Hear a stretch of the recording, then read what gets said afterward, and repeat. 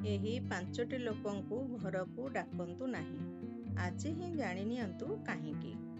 ନମସ୍କାର ବନ୍ଧୁଗଣ, ଆମ ଚ୍ୟାନେଲରେ ଆପଣମାନଙ୍କୁ ସ୍ୱାଗତ। ବନ୍ଧୁଗଣ, ଆମେ ସମାଜରେ ପରିବାର ସହିତ ରହୁଛେ। ଆମର ଅନେକ ଲୋକଙ୍କ ସହିତ ବନ୍ଧୁତାର ସମ୍ପର୍କ ଗଢ଼ି ଉଠିଥାଏ। ସେମାନଙ୍କ ଭିତରୁ ଆମେ କିଛି ଜଣଙ୍କୁ ପସନ୍ଦ କରୁ ତ ଆଉ କିଛି ଲୋକଙ୍କୁ ନା ପସନ୍ଦ କରୁ। କିନ୍ତୁ ସମାଜର ରୀତିନୀତି ଅନୁଯାୟୀ ଆମ ଇଚ୍ଛା ନଥିଲେ ମଧ୍ୟ ସେମାନଙ୍କୁ ବାଧ୍ୟ ହୋଇ ଘରକୁ ଡାକିଥାଉ। ସଂସାରରେ ଏମିତି କିଛି ବ୍ୟକ୍ତି ଅଛନ୍ତି ଯେଉଁମାନଙ୍କୁ ଆମ ଘରକୁ ଡାକିବା ଉଚିତ ନୁହେଁ। ଏମାନଙ୍କୁ ଠାରୁ ସର୍ବଦା ଆମ ପରିବାରର ସଦସ୍ୟମାନଙ୍କୁ ଦୂରେଇ ରଖିବା ଉଚିତ, ନଚେତ୍ ଏହା ଦ୍ୱାରା ଆମର ଅନେକ କ୍ଷତି ହୋଇଥାଏ। ତେବେ ଆଜି ଆମେ ଆପଣମାନଙ୍କୁ ଏମିତି 5ଟି ଚରିତ୍ରର ବ୍ୟକ୍ତିମାନଙ୍କ ବିଷୟରେ କହିବାକୁ ଯାଉଛୁ ଯେଉଁମାନଙ୍କୁ ଆପଣମାନେ କୌଣସି ବି ପରିସ୍ଥିତିରେ ନିଜ ଘରକୁ ଡାକନ୍ତୁ ନାହିଁ। ତେବେ ସେହି ବ୍ୟକ୍ତିମାନଙ୍କ ବିଷୟରେ ଜାଣିବା ପୂର୍ବରୁ ମୁଁ ଆପଣମାନଙ୍କୁ ଅନୁରୋଧ କରୁଛି କି ଯଦି ଆପଣ ଆମ ଚ୍ୟାନେଲକୁ ଏପର୍ଯ୍ୟନ୍ତ ସବସ୍କ୍ରାଇବ୍ କରିନାହାନ୍ତି ତେବେ ଆମ ଚ୍ୟାନେଲକୁ ସବସ୍କ୍ରାଇବ୍ କରି ପାଖରେ ଆସୁଥିବା ଘଣ୍ଟି ଚିହ୍ନକୁ ଦବାଇ ଦିଅନ୍ତୁ, ଯାହାଦ୍ୱାରା ଆମର ସବୁ ନୂଆ ଭିଡ଼ିଓର ନୋଟିଫିକେସନ୍ ଆପଣଙ୍କ ପାଖରେ ପହଞ୍ଚି ପାରିବ। ଭିଡ଼ିଓ ଶେଷ ହେବା ପର୍ଯ୍ୟନ୍ତ ଦେଖନ୍ତୁ ଏବଂ ଭଲ ଲାଗିଲେ ଗୋଟେ ଲାଇକ୍ କରିବା ସହିତ ସାଙ୍ଗସାଥୀମାନଙ୍କୁ ସେୟାର କରିଦିଅନ୍ତୁ। ବନ୍ଧୁଗଣ, ଆମ ଚାରିପାଖରେ ଏମିତି କିଛି ଲୋକ ଅଛନ୍ତି ଯେଉଁମାନଙ୍କୁ ସମସ୍ତେ ଦୋମୁହାଁ ଲୋକ ବୋଲି କହିଥାନ୍ତି, ଅର୍ଥାତ୍ ଯେଉଁମାନେ ଆପଣଙ୍କ ସାମ୍ନାରେ ପ୍ରଶଂସା କରିଥାନ୍ତି କିନ୍ତୁ ପଛପଟେ ଅନ୍ୟ ଆଗରେ ଆପଣଙ୍କର ନିନ୍ଦା କରିଥାନ୍ତି। ଏମାନେ ବହୁତ କ୍ଷତିକାରକ ହୋଇଥାନ୍ତି। ଏହିଭଳି ଲୋକମାନେ ନିଜ ସ୍ୱାର୍ଥ ପାଇଁ ସବୁବେଳେ ଆପଣଙ୍କ ସାମ୍ନାରେ ଭଲ ଲୋକ ହୋଇ ଦେଖେଇ ହୁଅନ୍ତି। ଏମାନେ ଆପଣଙ୍କର ଉନ୍ନତି କେବେ ବି ସହିପାରନ୍ତି ନାହିଁ ଏବଂ ଆପଣଙ୍କୁ ତଳକୁ ଟାଣିବା ପାଇଁ ସବୁବେଳେ ଚେଷ୍ଟା କରିଥାନ୍ତି। ତେଣୁ ଏମାନଙ୍କୁ ଘରକୁ ଡାକିବା ଦ୍ୱାରା ନିଜର କ୍ଷତି ହୋଇଥାଏ। ଯଥାସମ୍ଭବ ସେମାନଙ୍କ ଠାରୁ ଦୂରେଇ ରହିବା ଉଚିତ।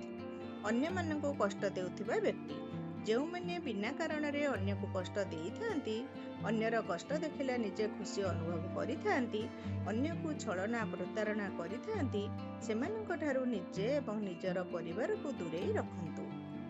ଚରିତ୍ରହୀନ ବ୍ୟକ୍ତି। କଥାରେ ଅଛି, ଥିଲେ ଥାଉ ପଛେ ଗୁଣ ହଜାର, ଚରିତ୍ର ନଥିଲେ ସବୁ ଅସାର। ଯେଉଁମାନଙ୍କର ଚରିତ୍ର ଠିକ୍ ନାହିଁ ସେମାନଙ୍କୁ ନିଜ ଘରକୁ କେବେ ହେଲେ ଡାକନ୍ତୁ ନାହିଁ। ଏମାନଙ୍କର ସବୁବେଳେ ଅନ୍ୟ ମହିଳାମାନଙ୍କ ଉପରେ ଖରାପ ନଜର ରହିଥାଏ। ଏମିତି ଲୋକ ଘରକୁ ଆସିଲେ ପରିବାରର ଝିଅ ବୋହୂମାନଙ୍କୁ ଖରାପ ଦୃଷ୍ଟିରେ ଦେଖିଥାଏ। ଏଥିସହିତ ଏହି ବ୍ୟକ୍ତିମାନଙ୍କ ପାଇଁ ନିଜ ପରିବାରର ମାନସମ୍ମାନ ହାନି ହୋଇଥାଏ। ତେଣୁ ଯେତେ କଠିନ ପରିସ୍ଥିତି ହେଲେ ବି ଏହି ଚରିତ୍ରର ବ୍ୟକ୍ତିମାନଙ୍କୁ ନିଜ ଘରକୁ ଡାକନ୍ତୁ ନାହିଁ। ତାଙ୍କୁ ନିଜ ପରିବାରର ଲୋକଙ୍କ ସହ ମିଶିବାକୁ ଦିଅନ୍ତୁ ନାହିଁ। ନୀଚ ବ୍ୟକ୍ତି। ଯେଉଁମାନେ ଅଭଦ୍ର ଏବଂ ଅଶିକ୍ଷିତ ହୋଇଥାନ୍ତି ସେମାନଙ୍କୁ ସଂସ୍କାର ଏବଂ ଶିଷ୍ଟାଚାର କ'ଣ ଜଣା ନଥାଏ। ସେମାନଙ୍କୁ ଘରକୁ ଡାକି ଆଣିଲେ ସେମାନଙ୍କ ପାଖରେ ଥିବା କୁସଂସ୍କାର ପରିବାରର ସଦସ୍ୟମାନଙ୍କ ଉପରକୁ ଖରାପ ପ୍ରଭାବ ପକାଇଥାଏ। ତେଣୁ ଏହି ଲୋକମାନଙ୍କ ଠାରୁ ଯେତେ ସମ୍ଭବ ଦୂରେଇ ରହିବା ଦରକାର। ଦୁଷ୍ଟ ବ୍ୟକ୍ତି। ଯେଉଁମାନେ ଭଲ କାର୍ଯ୍ୟ କରିନଥାନ୍ତି, ସର୍ବଦା ଅନ୍ୟର ଅମଙ୍ଗଳ ଚାହିଁଥାନ୍ତି, ଚୋରି ଡକାୟତିରେ ଲିପ୍ତ ରହିଥାନ୍ତି, ସେମାନଙ୍କୁ ନିଜ ଘରକୁ କେବେ ହେଲେ ଡାକନ୍ତୁ ନାହିଁ। ଏମାନେ ଘରକୁ ଆସିବା ଦ୍ୱାରା ଘରେ ଚୋରି ହେବାର ଆଶଙ୍କା ବଢ଼ି ଯାଇଥାଏ। ଏଭଳି ଲୋକଙ୍କ ପାଦ ଘରେ ପଡ଼ିଲେ ମାତା ଲକ୍ଷ୍ମୀ ଆପଣଙ୍କର ଗୃହ ତ୍ୟାଗ କରିଥାନ୍ତି।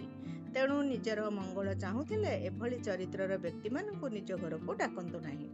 ତେଣୁ ବନ୍ଧୁଗଣ, ଆପଣମାନେ କୌଣସି ବି ପରିସ୍ଥିତିରେ ଏହି 5ଟି ଚରିତ୍ର ବିଶିଷ୍ଟ ଲୋକଙ୍କୁ ଘରକୁ ଡାକନ୍ତୁ ନାହିଁ। ବନ୍ଧୁଗଣ, ଯଦି ଏହି ଭିଡ଼ିଓଟି ଆପଣମାନଙ୍କୁ ଭଲ ଲାଗିଲା ତେବେ ଗୋଟିଏ ଲାଇକ୍ କରିବା ସହିତ ଏହାକୁ ସାଙ୍ଗସାଥୀମାନଙ୍କୁ ସେୟାର କରିଦିଅନ୍ତୁ। ଏମିତି ନୂଆ ନୂଆ ଭିଡ଼ିଓ ଦେଖିବା ଆମ ଚ୍ୟାନେଲକୁ ସବସ୍କ୍ରାଇବ୍ କରି ପାଖରେ ଆସୁଥିବା ଘଣ୍ଟି ଚିହ୍ନକୁ ଦବାଇ ଦିଅନ୍ତୁ, ଯାହାଦ୍ୱାରା ଆମର ସବୁ ନୂଆ ଭିଡ଼ିଓର ନୋଟିଫିକେସନ୍ ଆପଣଙ୍କ ପାଖରେ ପହଞ୍ଚି ପାରିବ। ଭକ୍ତିରେ ଥରେ କମେଣ୍ଟରେ ନିଜ ଇଷ୍ଟଦେବଙ୍କ ନାମ ଲେଖି ଦିଅନ୍ତୁ। ପ୍ରଭୁଙ୍କ କୃପା ହେଲେ ଆପଣଙ୍କ ଜୀବନର ସବୁ ଦୁଃଖ କଷ୍ଟ ଦୂର ହୋଇଯିବ। ଧନ୍ୟବାଦ।